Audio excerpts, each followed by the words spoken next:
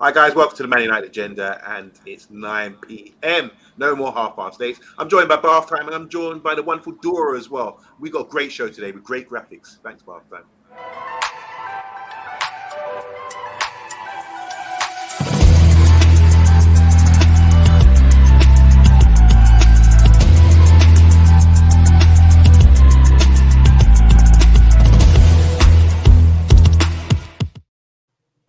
Hi guys, welcome to the Man United Agenda. Yes, we are back. We are back. It's international break, and we have to come up with some new ideas and talking points. And there's plenty today. We've got so many things to talk about. Talking about Beckham, the support. We've got Maguire denies West Ham move. We're talking about Ericsson's unrest, well, we're going to explore that one. The Sancho saga is going on. The staff revolt and transfer targets as well.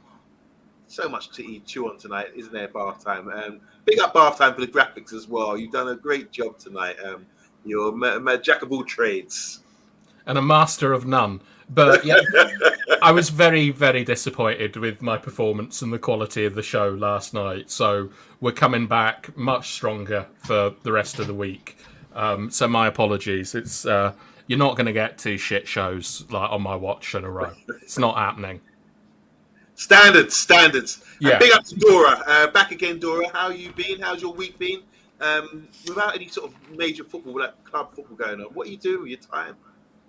Well, besides work, I actually, I kind of this week, especially with the absence of football, I actually started following NBA basketball again. The preseason is on.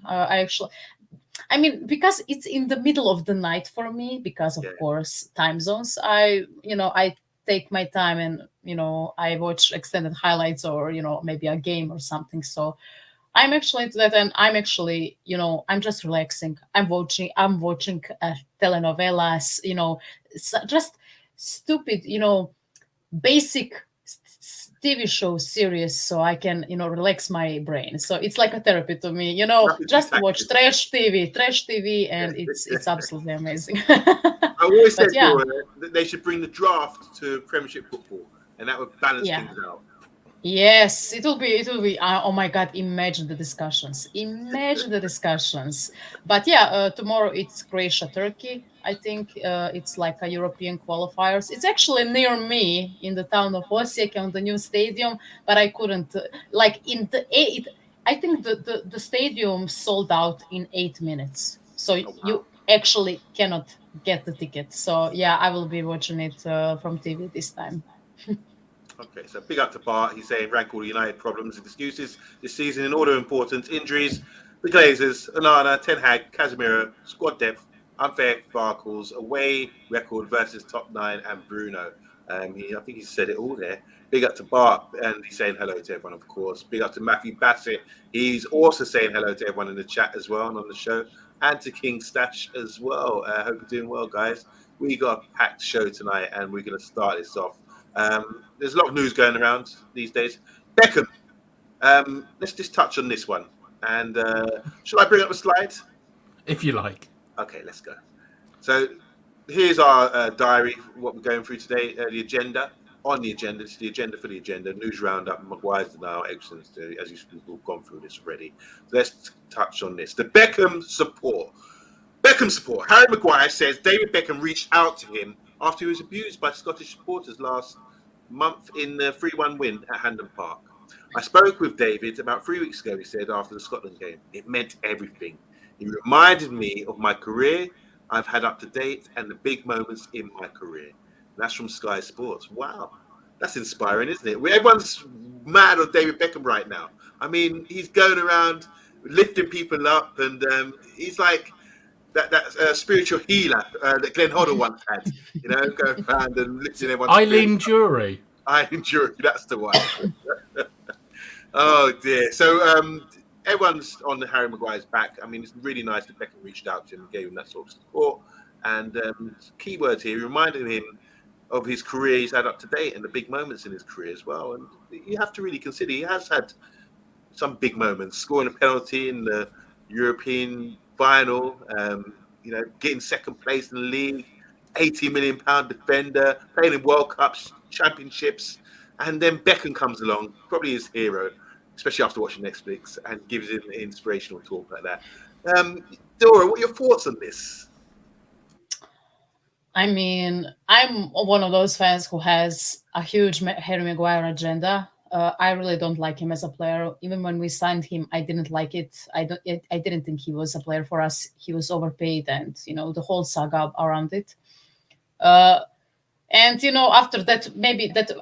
Besides that first season, I think that he didn't perform to the standards of Manchester United, in my opinion. I think only first season is something that we as the fans can remember him fondly of.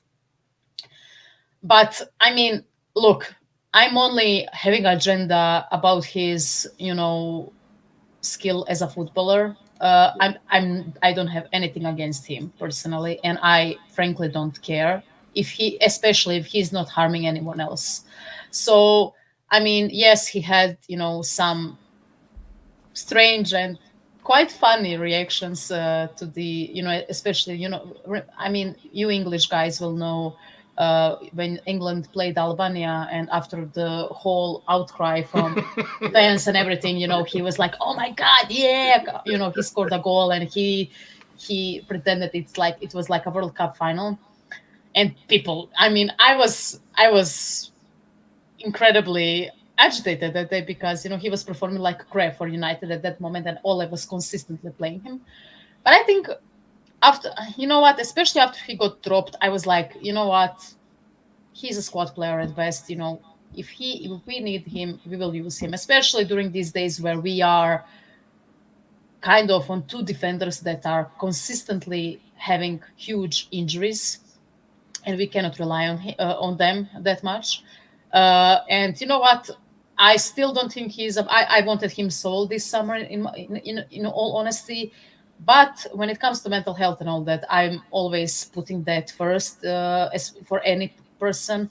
And seeing Harry Maguire actually reaching out to other, a United legend, in my opinion, David Beckham, and huge football star, to cope with the hate, because Beckham was hated.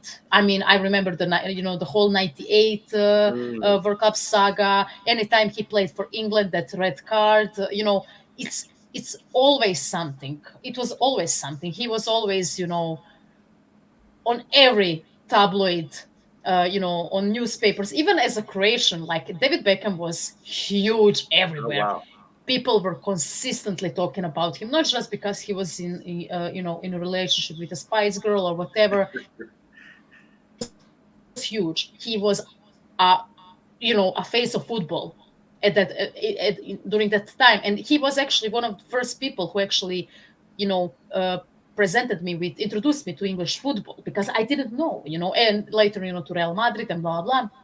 And I think it's commendable for him to actually to reach out to a person who was hated by the media and the fans, England fans especially, over the years. And I mean, good for him. Like, I mean, even though I don't like him, Maguire had, as you said, Omondi, like he had some huge moments in his career. I think that besides that Euro penalty in 2021, I guess, Euro 2020, but Yeah, 2021, uh, I think that, I mean, even that goal against Manchester City that sold him to United, when he scored against City, and Leicester have beaten Manchester City during that season. I think I think it was the 100.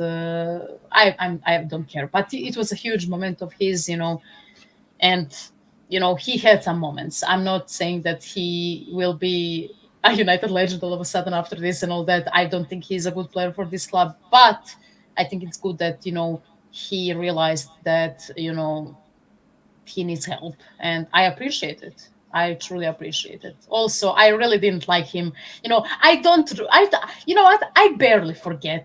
You remember that Watford game? yeah. Remember that Watford game again? Under Ole 4-2, and he threw that, or 4-1 or 4-0. It was a disaster. He threw that captain's armband in the middle of the pitch. I was so that moment ruined Harry Maguire for me. But you know what? I don't forget. I forgive, but I don't forget. But you know what? It's good for him to actually seek out advice of some other players who found themselves in the same situation. There you go. Big up, Dora. What do you feel about this coming out now with the Beckham documentary blowing up? Harry Maguire getting an endorsement from Beckham. Do you think he's trying to get fans on side half time? What's all this about? I mean, I think everything's pretty much been said, but what I do find quite funny about this is that, like, imagine being Maguire and getting a phone call from one of the most famous footballers of all time, who is adored. Like, he's probably going to be a lord or a knight one day, and just hearing that voice down the phone going, "Yeah, like, I was also really badly abused," and you're like, "Yeah, he was. Victoria, like, was just, I don't know what to do." And I think David Beckham is an England fan and a Manchester United fan, and he's also, I think he's also a good guy. I like David Beckham. I think he's a nice man. What happened to him has clearly influenced him, and he's seen it going on with Maguire, and it's for everyone's good. It's Beckham's trying to make a difference. I'm a big fan of it. And I'm sure that it's probably been the biggest confidence boost to Maguire that Becks has rang him up to become one.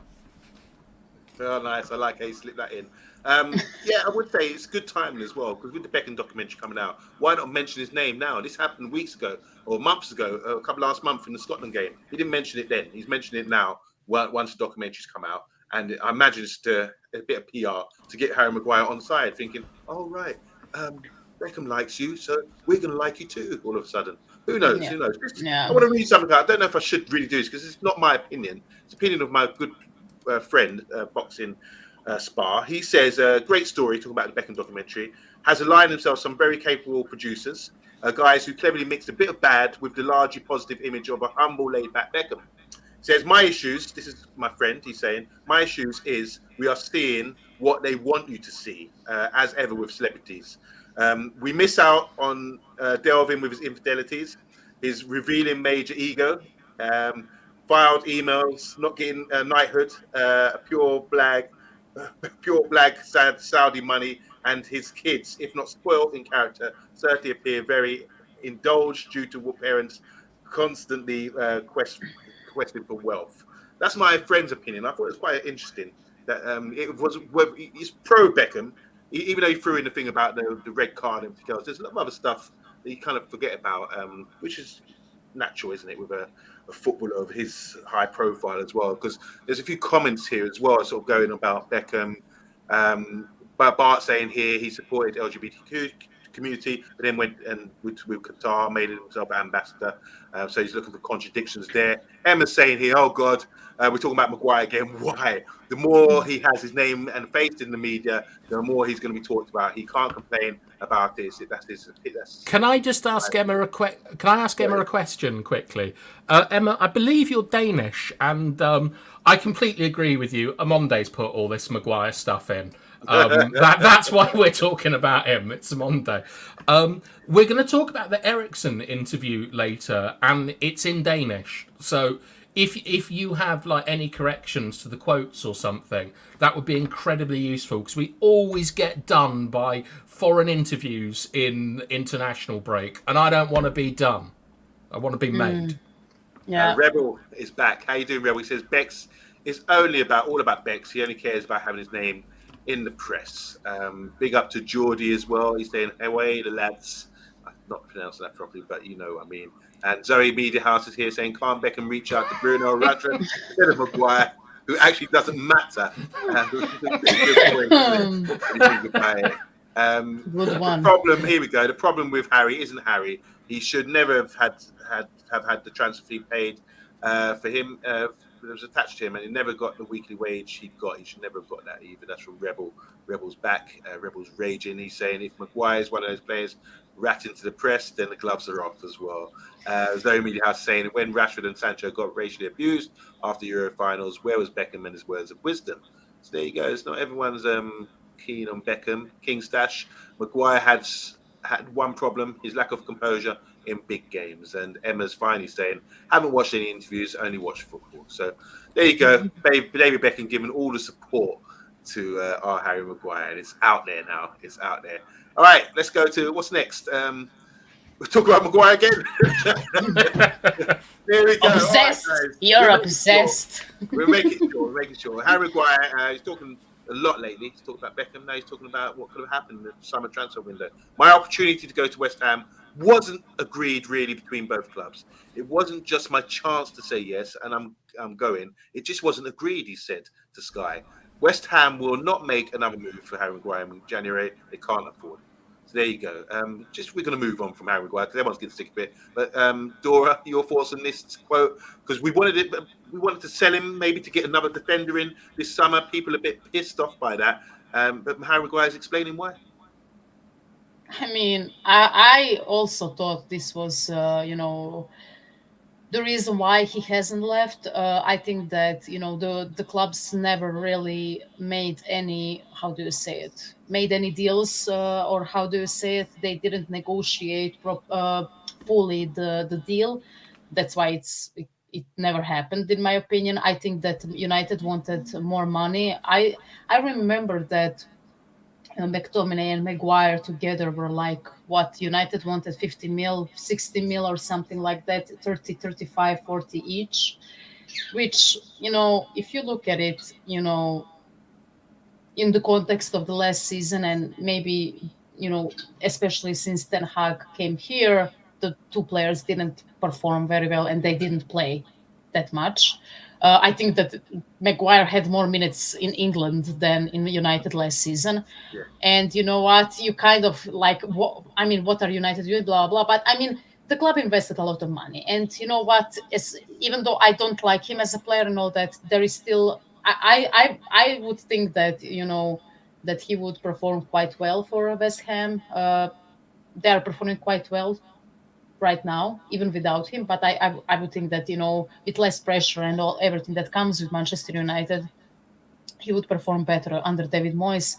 But it didn't happen, and I think that's that's actually a realistic thing that happened. I think that our negotiating with, I know that people were saying, "Oh my God, Murto madness" or whatever, but I don't think that they are, the best in the business when it comes to negotiating with other teams. I will be completely honest with you. I think that, this is one of those situations, in my opinion. I mean, Ten Hag obviously didn't want him in the club. I mean, not want him in the club. I don't think he would use him at all. So yeah, he wanted him sold, and we would probably get another young French, or maybe someone from the French league like Todibo or whoever was in the news during that time. So yeah, it kind of fell through. Bath time. Yeah, I mean, I don't think that there's a lot to be said. I mean, Maguire's come out and said that it wasn't his choice to go to West Ham, which is basically trying to say it's not about the money. I'm here to play for my place, which is absolutely fine. You have to remember that West Ham bid 20 million for him. And regardless of what you think of Maguire is not a £20 million Premier League defender. Like he's more than that. So I just think it's like Maguire trying to let us know, and exactly people like Steve, that it's not about the money. That there's been a lot of criticism on him. Like, you can say he's poor and stuff, but we're now talking about how he's greedy and a parasite. And I think Harry Maguire's given pretty much everything that he has available to the football club.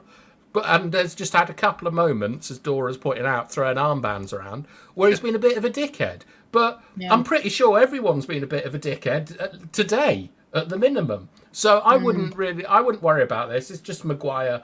Like, I think he's trying to get people back on side. Quite possibly. Zoe's saying here, Harry Maguire is the new Phil Jones. Let's go for some comments quickly on this. Do you want to say hi to Steve? He's changed the subject. He said Man United signed De Gea on a 5-year deal from Atletico Madrid. No sports news, that's wrong. I think some fans wish that would be happening right now because they're not happy with, what's the name, Onana. Bart saying here, also United cannot just let Maguire leave, as United would then be short of a 17-man homegrown quota. Okay, we didn't consider that. Maybe if you get 20 million for him and chuck in 10 million and get Braithwaite as well. He's the Everton guy we were talking about yesterday. So the quota as well, an Englishman quota, which is I think he needs, is it 9 homegrown players in the squad, something like that. I can't remember. Yeah. I haven't played Football Manager that long. They have that thing incorporated in the game. That's why I know about it, to be quite honest with you. I didn't know it before. Are you a Football Manager fiend like I used to be? Oh my god. I remember my brother having Football Manager 2004 on his old laptop. Yeah. I would play it, but I didn't understand it at that moment. He would always take Real Madrid because he was a fan, or Dinamo Zagreb because he was a fan as well. But yeah, I'm actually a quite old Football Manager player. But in the last few years, I kind of I forgot about it, to be quite honest with you. But maybe I actually purchased it because of this stream again. It ruins relationships. I advise you not to. I haven't touched it for 2 years. Okay. I'll keep that in mind. Just to end on this, I just think Maguire's season at the moment right now. He came up and assisted the goal, which sort of changed our fortunes. And he's probably, people are sort of thinking about him again. So to have these 2 quotes come out, I think that's great PR for Mr. Harry Maguire. And he's getting people on side again. So he doesn't want people. I mean, he said he doesn't listen to social media and that kind of thing. I heard that quote from him as well. And he blocks that all out. And obviously, we heard from his mum as well. His mum came out defending him. Yeah. Unfortunately. She's a good defender, isn't she? I mean, it runs in the family. Anyway, let's move on. What's next? All right, Bartham, do you want to deal with this one? Because I might get this wrong, but you were saying about Emma, because she's Danish. What's the story on this one? Do you want to... So there's a newspaper, and it's called Extra Bladet, which, don't worry, is the perfect pronunciation of that. And Ericsson has done an interview. And always be careful of interviews in foreign papers, because they're done in a language and then translated. But he's saying that the body feels good, and of course I want to play every game. But if you've seen the matches yourself, you might also see that Ten Hag sometimes plays with slightly different types than me, which I believe is referring to Hannibal Magefree and McTominay, or McTonable, as they're now known. And he further goes, so I think that this is about that Ericsson, last season, he was first choice. It's him, Casemiro and Bruno. Yeah. This season, he's no longer first choice. So he's saying that even though he's fit and wants to play, he's not getting the matches. So it's a little bit, there's a little bit of player unrest going on at United at the moment with a few players. And he continues, OMONDI, to say... it's a sad, quiet dressing room. At the moment, yeah, okay, but we'll break this down. But at the moment when we go ahead, it's not long after we concede, and it has to change. I don't think it's confidence. I think it's awareness and sharpness. The wrong decisions at the wrong times. And no luck is following us around. Shots fired. Woo! Pow, pow, pow! Pew, pew, pew, pew, pew! That is kind of heavy for Ericsson. This is why I asked Emma if she'd seen this in Danish, because he is going in on a lot of targets on Monday. Is it a bit of self-preservation because he's not getting games that he has to sort of suggest that if he was playing, then we might not be conceding minutes after scoring? I don't know, but this is so it's sad, quiet dressing room. That for one is like, maybe the performances are bad, that maybe that your head's down or whatever. I can get that, but is that underlining sort of a statement there? At the moment, when we're ahead, it's not long before we concede, which is facts. That's a true story. And it has to change. Yeah, there's nothing wrong with that. That is facts. I can't really go against that. I don't think it's confidence he's saying. I think it's awareness and sharpness. So awareness and sharpness. So the players need to get a bit sharper. Awareness. This is go back to the manager. Is he having throwing stones at the manager? I'm not sure. The wrong decisions at the wrong times. That could be management. Or is it just player he's talking about here? And because in the previous statement, he talked about players different to him. Yeah. Would he be making those wrong decisions at the wrong time? Are people aware of sharpness? Do they have the experience that he has? I think this is all about self-preservation. I think this is about him rather than throwing shots. He's sort of highlighting that because he started by saying he's in good form, he can still run, he's in good shape. Obviously, that's the first question you would ask him, anyone who meets him after what happened a few years ago. And so I think this is a boost himself up and putting himself out there to say, hi, I can still make a difference here and I can turn this around for the club. And maybe taking shots at the players that he's competing with. Maybe. Yeah. OMONDI, look at what he said. First of all, it's a sad, quiet dressing room. He's either having a go at Bruno or the manager there. Like the captain's job, big time. Captain's job is to manage the dressing room, right? That you don't want your manager in the dressing room until just before the game starts or at half time or whatever. It's up to the players to manage that. It's the senior pros. So he's looking at Bruno, Shaw, Casemiro, all the players that are in the senior leadership group. And then he says it's nothing to do with confidence. It's about awareness and sharpness. Sharpness, to me, refers to match fitness and probably that disaster of a pre-season where we're flying on planes every 2 days. And awareness, he's criticising midfielders and defenders. Like, he's criticising their ability there. The wrong decisions. He's criticising their mental understanding of the game.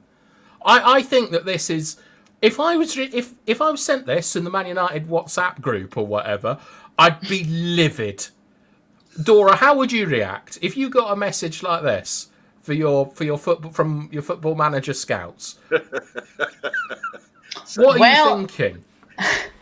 I will go into in there and I would pick the option passionate and say no. But somebody going.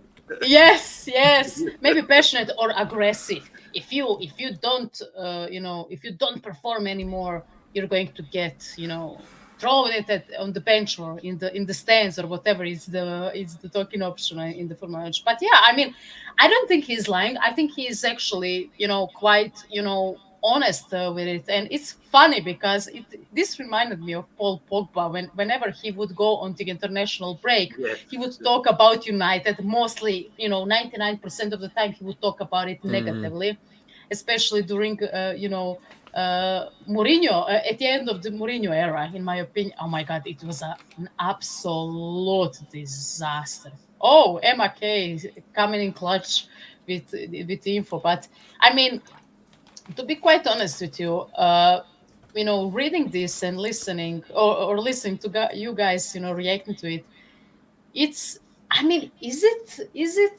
how do you say it, surprising? I mean, when you watch us on the pitch, and I know, from the tactical standpoint, bad time, and the rest of you guys, you always kind of look at it, we are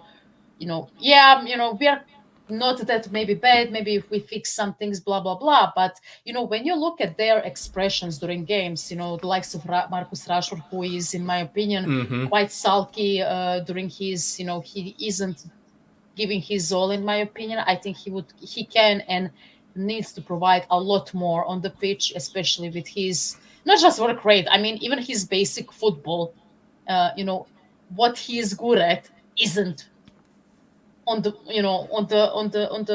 how do you say, on the level of a professional footballer, in my opinion. I think it's actually quite sad to watch him on the pitch. It's sad to watch him like that, and you kind of watch how players are reacting to the plays and all that. I mean, I don't have anything against Bruno, but I don't know about you guys, but I actually kind of realized that he is quite, I knew that he is always vocal and he's talking with his how do you say it, teammates and all that, but in the last few months or the last 2 months since the season started, he's more frustrated. Every time the ball doesn't go his way, or whenever the whole attack kind of falls through, he is quite, petulant, innit? Yeah, he's yelling at other people like, "Oh my god, where's this princess?"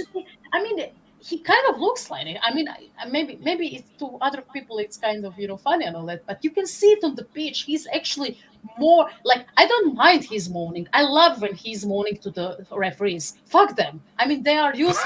Let's pressure them, right? Let's pressure them. I don't mind it. I want my a captain to be vocal. But when you are seeing him actually doing it to his teammates all the time, it's concerning to me. And seeing that Ericsson, who is, in my opinion, I would say that, he seems like a calm guy, maybe he's, a bit, how do I say it? He likes to have fun, all of that, but he's, kind of, he looks calm, in my opinion. I mean, I would believe that this is happening. Imagine you come into, I mean, how can that dressing room be good when the club isn't performing or the team isn't performing Yeah. on the level it is? I mean, it's imagine them smiling at the feet. Imagine them smiling at the feet. I think the social media would have, they would be.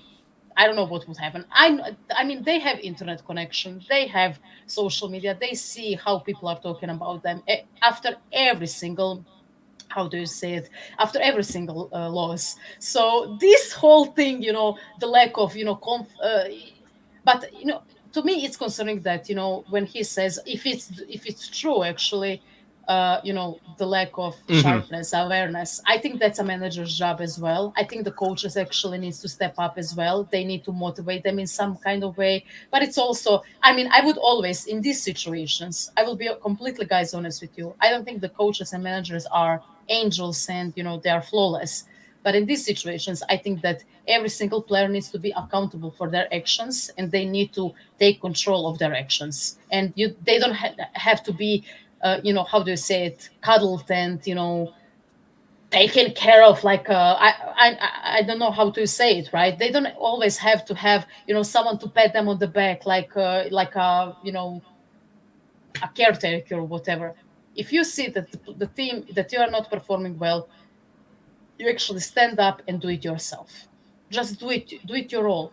Sometimes things won't go your way, but if you are trying to do your best, I don't think even the fans will get on your back. What, like Some of these McTominay? McTominay, look, I have a McTominay agenda. Bad time, you know it. I really don't like him as a player of Manchester I United. know.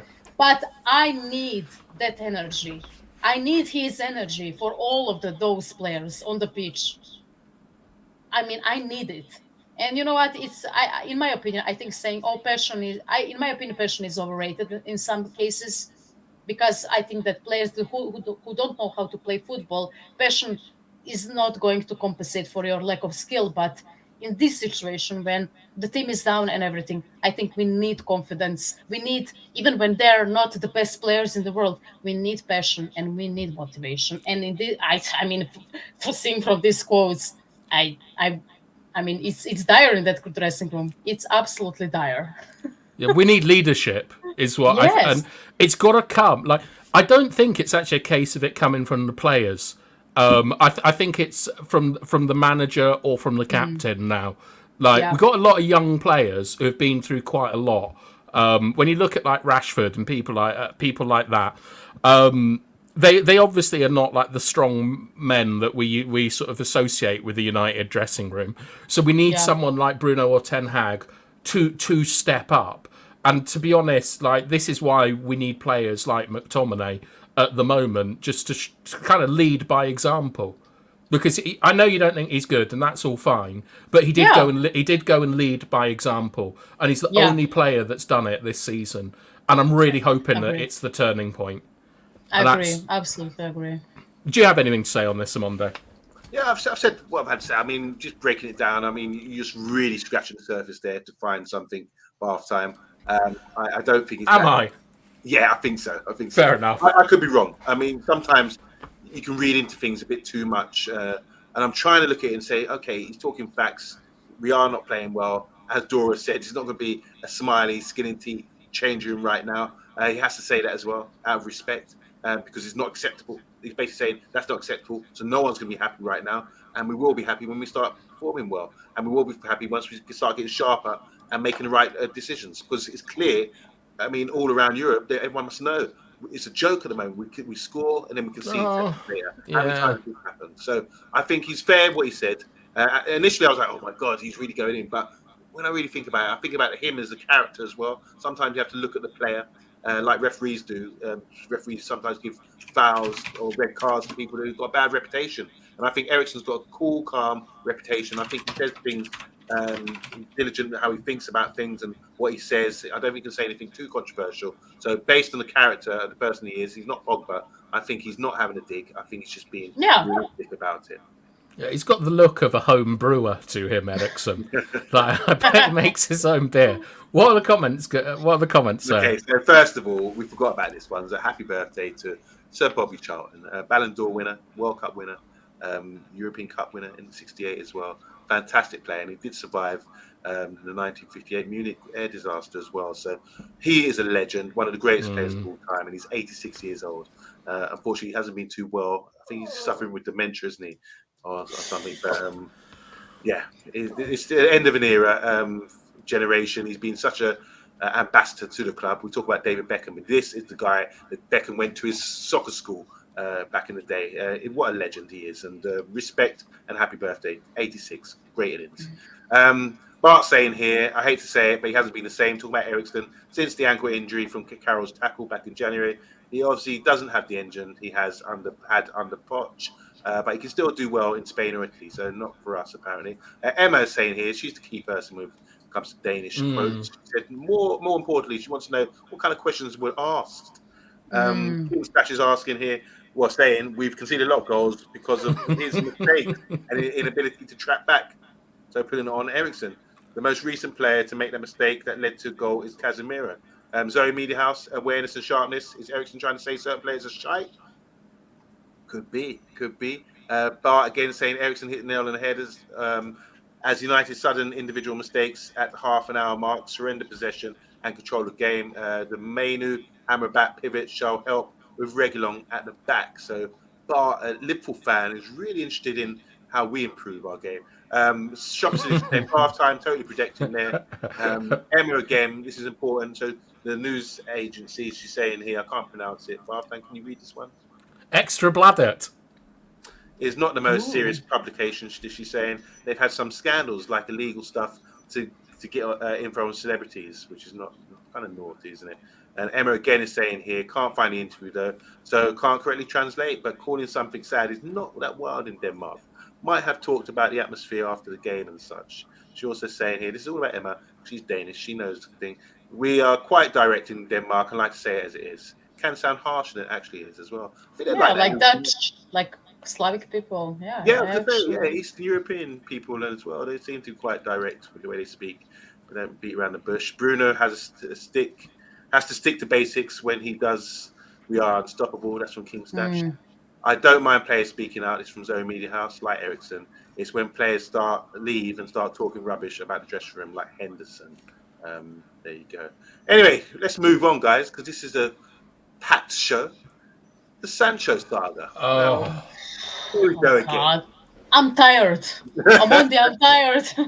Try and stay awake for this one, then, guys. Sancho saga. There's no relationship between Jadon and Ten Hag. They've barely spoken since the incident, and Jadon is still training with the academy players. He has no involvement with the first team. That's from @iPaper Sports. So relationship is still sour between the manager and Ten Hag, and the manager and Jadon Sancho. It's not improving. There's no sorries. There's no handshakes or anything like that. Kisses and hugs and kiss and makeup. What's going on? Do you think he's ever going to turn this around, or is he gone in January? What's going on with Jadon Sancho now? Well, this is just the situation, isn't it? Like, so that everyone's up to date. The next stories are like the two different sides to the argument, which links to Ericsson sort of suggesting that there might be player unrest. Okay, so let's just go through this so we get a better understanding of what we're saying here. So this is Ten Hag's view. So Erik Ten Hag wants Jadon Sancho to apologise in front of the rest of the squad. Okay, Sancho does not, in capital letters, feel he should do so. That's from the same publication. Erik Ten Hag is ready to wash his hands of Jadon Sancho and wants him to leave in January to remove disruptive influence from the squad already in crisis. Should I go on to the next one to get an overview? Yeah, some balance. So that was Eric. That was apparently the view from the manager. And Sancho's plan is Jadon Sancho is not ready to give up his Man United career just yet, especially one under a different manager. Should Erik Ten Hag depart amid club struggles, Jadon is willing to consider a move in January, but would prefer a loan move so he can reevaluate his position in the summer. Wow. Wow. Did you gauge all that, guys? Dora. What the hell is going on I here? mean, I don't know what is iPaper Sport. Is it legitimate? What is this publication? Is it? Do you know? Do you guys know?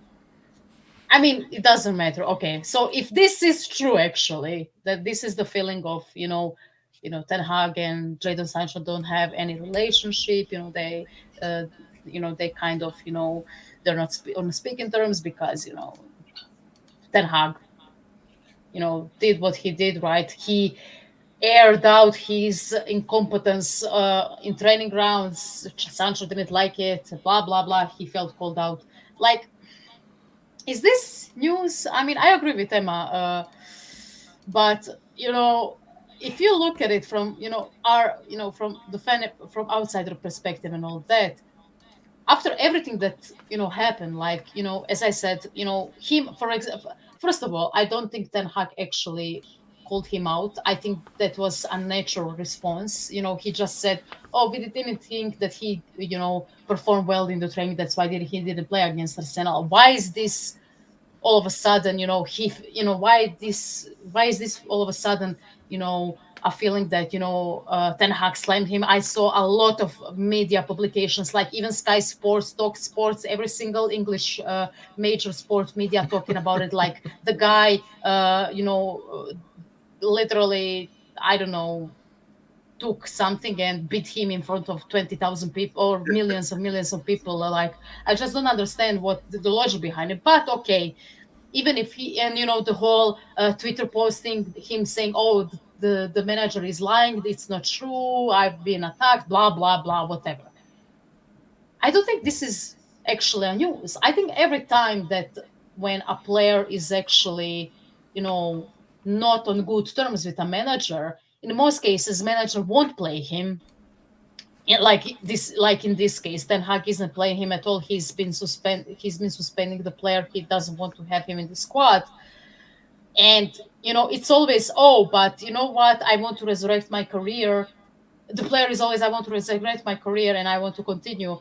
On one hand, maybe he really wants it, and maybe he really wants to succeed in the club that is Manchester United, because he's been paid a lot of money, and the club paid, there was a huge fee involved, and everyone expects him to be the world class player that everyone expected from him. In the end, it didn't happen. He's been a passenger in this club.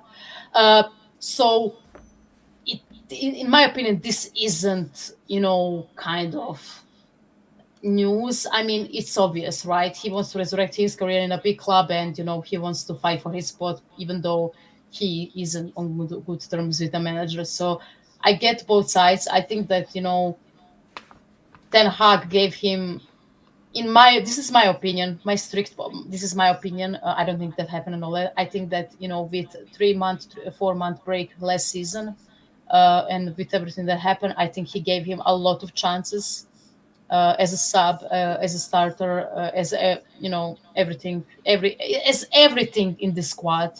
When it comes to his role, right? He was a starter, he was a bench player, but he was also a super sub that, in my opinion, didn't perform that well in 90% of the time, which saddens me. I love Jadon Sancho as a player. I actually liked him at Borussia Dortmund, and everything that he did, but when it doesn't work, it doesn't work. We had Juan Sebastian Veron, we had Diego Forlan, we had so many great players at this club that didn't succeed in the end. They had some moments, but they didn't succeed. So why are we still hung up on a player that has been, this is his third season at the club, and he, in my opinion, didn't leave any mark on it. Only bad blood between him and a manager. And I will be completely honest with you, I don't think he would succeed under any other manager at this moment in time in Manchester United. If Ten Hag gets sacked tomorrow and we get, for example, Zinedine Zidane, who is, a good manager in a lot of eyes, in footballing world, I don't think he would succeed there. And I'm not saying this because I hate him or whatever. It's just that, I'll be completely honest with you guys. Those reports of him playing, FIFA at 3 in the morning and all that. I don't think he's that dedicated to play to succeed at United. And you know what? When the water gets to the mouth, and when he kind of realizes that he's drowning, that he will actually get you know away from United and England and everything that comes with playing for such a big club. He wants to mend everything and he wants to fix everything, and I think it's too little too late, in my opinion. I am gutted for it. I think he's a good player. There is a good player in him, but I actually, even though I don't know this publication and all that, I actually believe that is currently happening in the dressing room between those two people. Thank you, Dora. Wow. We look at it. Let's have a measured argument. I think Dora's presented that really well. I do think when there's issues in the club like that, I think Ten Hag saying he has to apologise in front of the rest of the squad. I think that's fair. I had an issue recently where Yeah, of course. one guy, I'm not going to name names, Omar, didn't told us in the group text he was turning up for our big game. Asked if I can pick him up. I said no problem. I said I'll be there at 8:45. I got to his house. I had to go up 3 flights of stairs because he wasn't answering his phone. And I knocked on his door. He wasn't opening the door. And I waited there for a good 10, 15 minutes, calling. He didn't turn up. We went to the game. We lost and we needed him. And he kept quiet for about 4 or 5 days after that. And then he apologized by text. And then he turned up the following week and I didn't play him. And I made him apologize in front of the whole team for that because we have to have standards. And that let us down. So he did, and everything's fine now. So I do think it's good to show as a manager. This is a good friend of mine, someone who's my brethren, or you say he's my brethren. But I had to separate myself since I've become a manager and be disciplined with him. He might not like it, he might be cussing me behind my back, I don't know. But I had to make him apologize in front of everyone to make it seem like I'm not being buddy with him. I know it's slightly different, but doing that, what the manager's asking him to apologise in front of the rest of the squad, if this is true, I think that he should do that because the manager, otherwise it undermines the whole manager, and you need that. You need to have some sort of hierarchy and discipline. And even if the manager's wrong, sometimes just bow your head down and say, yeah. It sounds like Sancho needs a manager like Harry Redknapp or Kevin Keegan, who's just going to say, don't worry about your unprofessionalism. Just go out there and play, lad. Just go out and play. We're not going to get that at professional stuff. We at Man United want ourselves to be disciplined. We want to be winners. We want to have that right mentality. And I think Ten Hag, I'll stick with him on this one. And he's right. And I think Sancho, even if he feels that he's wrong, he can be wrong and strong, but I think that's what Sancho's doing right now. Even if he feels he's right, he should just bow down and say, F it, let me just get back to the team, apologise and get on with things.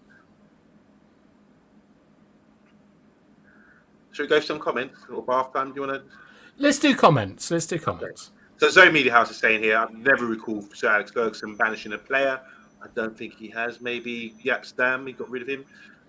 We knew Ten Hag was harsh with players. We're not following him. Are we surprised, says Emma. Shopper Solution saying bath time just doesn't like Ten Hag and wants to put his feelings on the team. Zoe Media House, this is from Emma to Zoe Media House. We just sold them as soon as there was the smallest thing. Zoe Media House here is saying, Emma, that's right. I like Ten Hag, but he was wrong with the way he dealt with Sancho. So she thinks he's wrong. I think he's right. Shopper Solution saying here, Ten Hag dealt with Sancho correctly.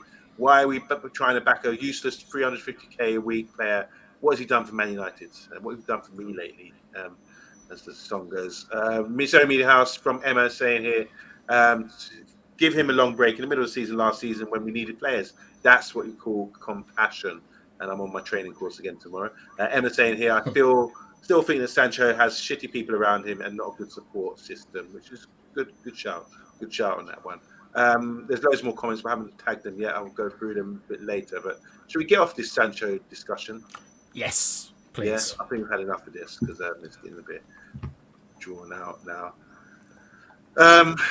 Let's move on. Staff revolt. Oh dear.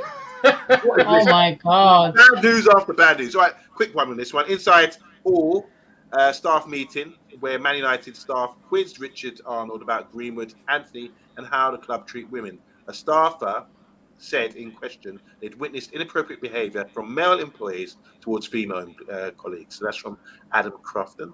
Man United staff member claimed to Richard Arnold in all staff Q&A that the club's all red, all equal motto does not exist within the club's operations and directed, suggesting a gender pay gap. That's from Adam Craft. And again, last point saying in Man United staff actively seek new employment after growing disillusions at the club over handling of Mason Greenwood and the anti-domestic abuse cases. Whew. So there's a staff meeting. There's a bit of revolt from the staff meeting, mainly to do with maybe the way we treated or responded to the Greenwood Anthony situation and how club treat women. A staffer in question said they witnessed inappropriate behaviour from male employees towards female colleagues as well.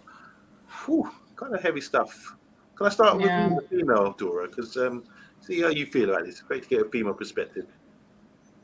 I mean, as you can only imagine, like the whole, Greenwood situation and everything that has been happening with, in the club in the last few months or 18 months since that whole thing happened. It was really hard to watch it. I mean, it was a disaster. I don't want to talk about it in more detail, but I didn't feel, great as a female football fan. I think it was handled messily, uh, and Richard Arnold, especially, who is our main PR guy and everything, I think he handled it poorly, and he was trying to save his face, which, in my opinion, didn't. How do you say it? It didn't work fully, especially with those statements that kind of contradicted themselves. You all know what I'm talking about. But when it comes to this, it's kind of, it's not surprising. Once again, like with everything that has been happening, with aforementioned, Greenwood saga, and now Anthony. Like, I first of all, I wouldn't put Anthony and Greenwood in the same situation, because I think Anthony has more leeway, in my opinion. We don't have proof. One girl got, I think, her, how do you say it, accusations got dismissed because she was lying. Two more left. We don't know it. With Green, we had a whole video, audio, whatever you want to say it. We had a proof that he wasn't, innocent. This is only my opinion. First of all, uh, so I wouldn't put those two together until there is actually a fact, and a true fact, or a proof. But yeah, I don't think that, I don't think any sane person would think that, even after all that has happened in the last few months, the staff members and everything that has transpired, and everyone that has been working for the club, even for decades, some of them for decades, some of them for for many many years, and gave their whole dedicated their whole lives for the club and everything that it stands for. The kind of, I mean, it's insane to think that they would feel actually good about themselves working for the club, especially with the way the Glazers have been, treating the club. Not just them, the board members, as we all already know. So this isn't surprising. But you know what? I'm correct me if I'm wrong, because I'm really curious about how staff a club staff members who work for football clubs in the Premier League and championships or whatever, how these workers are actually treated. I don't think everything is great, in my opinion.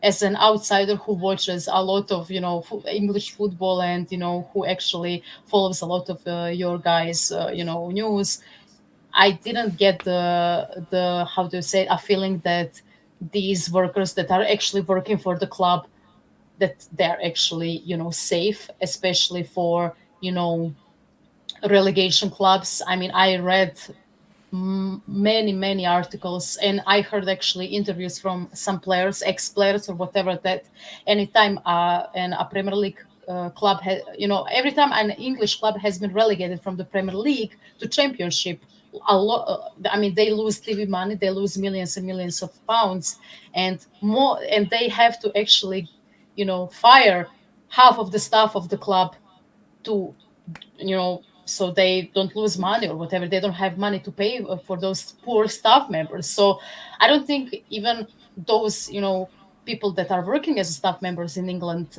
for football clubs, especially in the Premier League, most of them, I don't think they are, having great time.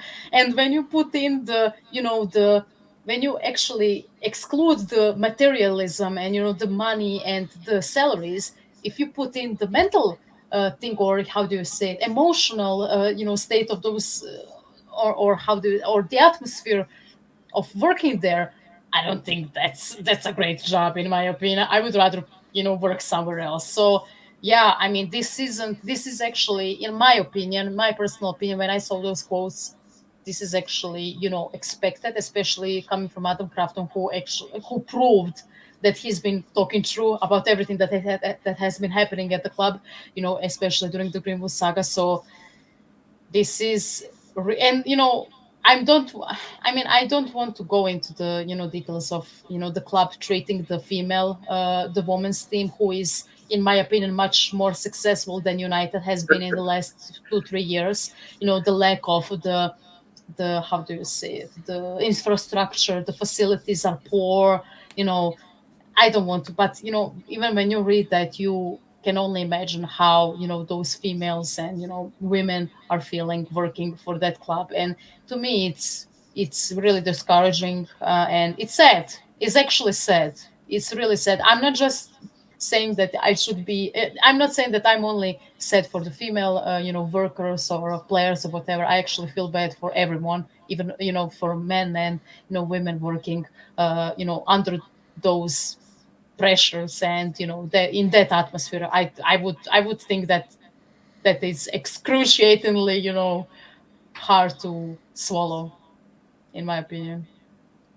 Okay, wow, a lot of comments coming in on this one. Bath time. Where are we going with this? The staff revolt. Sorry, because there's a lot of accusations here and stuff, that inconsistencies about Greenwood and what's happened with Anthony as well, and how the club treat women, and they've seen inappropriate behaviour as well.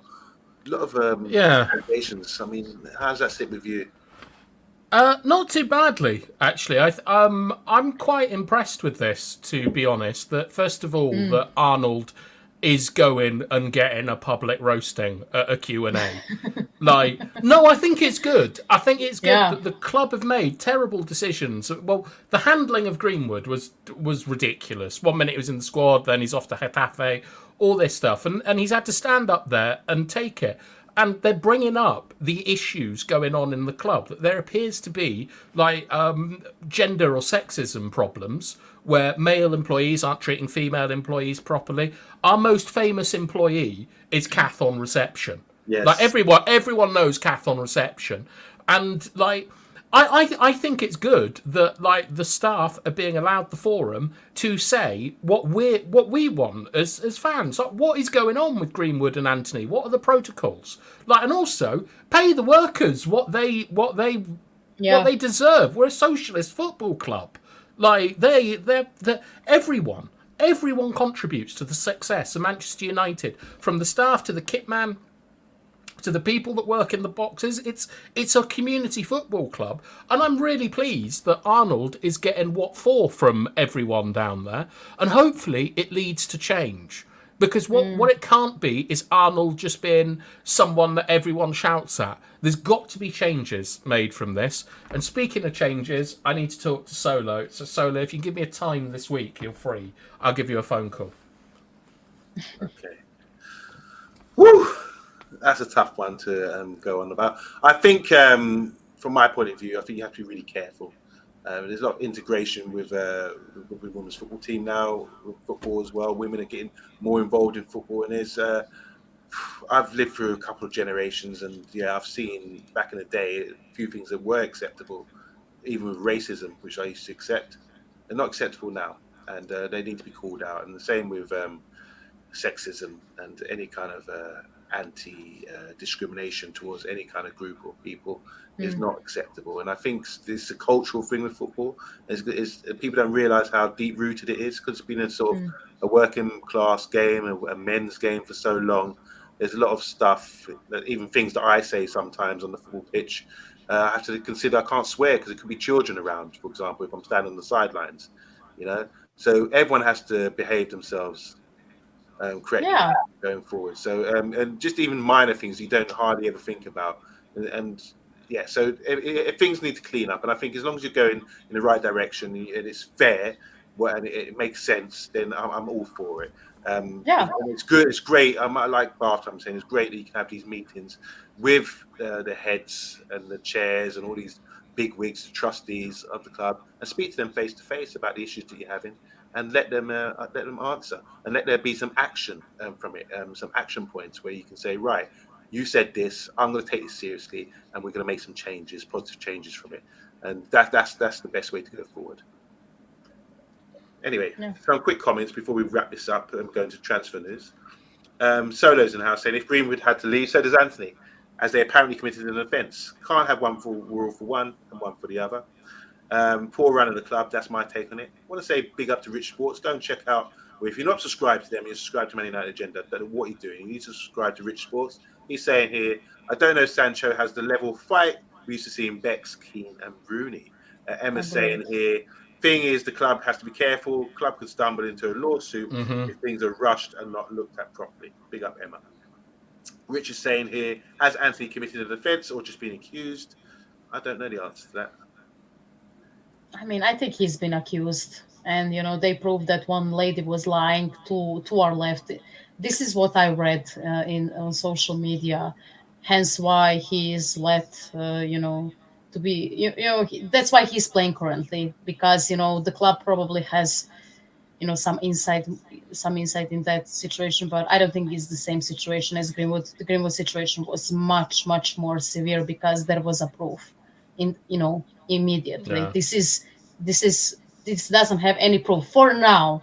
I'm not defending him or everything, but putting them together in after even before we don't know all the details, I think it's unfair. That's a fair point there. Zoe's saying here, if Man United staff became upset about Greenwood and Anthony issues, what would it be like when Qatar buys the club? Oh. Rich Sports is saying here, hi Solo, the club has been run piss poor for the last 20 years or so. Rich responding to Rich Sports, Solo saying, Rich, according to the court, Greenwood is innocent. Also, Manchester police are investigating Anthony, so his allegations haven't ended as yet. Emma saying here, the case against Greenwood was dropped. He wasn't judged innocent. Correct. Responding to Solo. Solo should know these things. I know. Zoe's saying here, the laughable thing about Greenwood is his wife, his girlfriend is now his wife, and he has a kid. I think they've got a baby on the way as well. That's why it can't go to court. There's no court in the country that would try and convict him on it. He's gamed the system, basically doing that. It's outrageous. That's true. Facts. Emma's saying here, laughing, don't take the kids to the game if you don't want to hear swearing, let alone outside. Oh my God.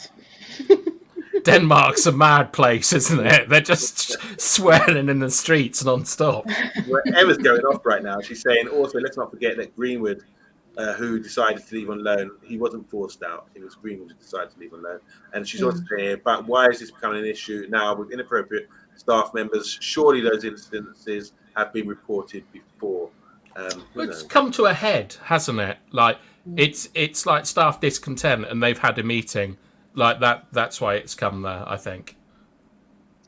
Yeah, more than fair, I think. And it's good that. How do you want to see these things come out that we can actually report on this stuff by half time? Do you think it's good, or do you think it should be kept behind closed doors? All these meetings, or the outcome of these meetings, should it be I think the minutes being published? Yes. Okay. Yeah, stuff like this, absolutely, because it's about discrimination in the workplace, and that football club's meant to represent us. So, there are some things that should stay in-house, but this is something that should be in the public eye because it helps the workers, and it makes the club a fairer place. So, and also it allows us to get answers, because I want to know what on earth happened with how Greenwood was done. They were preparing for him to come back, and then there's this about turn on it. It's absolutely ridiculous. I don't like it. Well, this will please you because we've been disappointed the last couple of nights of our shows. So Zoe Media House is saying here, well, great fun. I like Dora. Good fun. show. Cheers with Thank you, Ožujsko. We The, love the most popular beer, but it's like a carling in England. Ožujsko is like a carling, so yeah. I love you just It's- having a couple of tinnies, Dora.